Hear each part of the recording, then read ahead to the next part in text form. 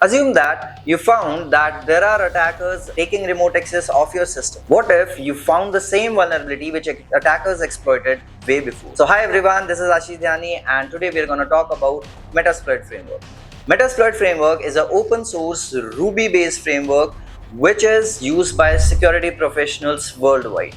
And this framework was created in 2003 by HD Murray, and then later it was acquired by Rapid7. Now from since then, Rapid7 is taking care of this Metasploit framework. They are developing it and maintaining. Now this framework is used by security professionals to write their own exploits, to find out the vulnerabilities and patch the vulnerability. Now, when we are talking about Metasploit framework, the best thing about it is its modular architecture. It has a series of modules which help you in performing the exploits and finding out the vulnerabilities into different domains, be it web applications, be it networks, be it any other IoT devices or any other network. As we talked about the modules of Metasploit framework, so there are some modules of Metasploit framework. The very first one it offers is exploit. The exploits are the piece of code that help you in exploiting the vulnerabilities or taking the advantage of the vulnerabilities. Then we have auxiliaries which help you in gathering more information about the target.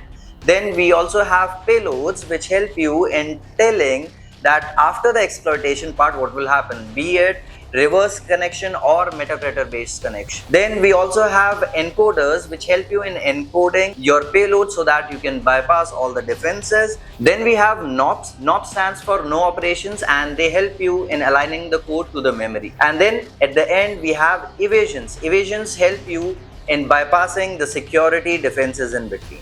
So this was the overview about Metasploit framework. I hope you enjoyed the video. Thank you.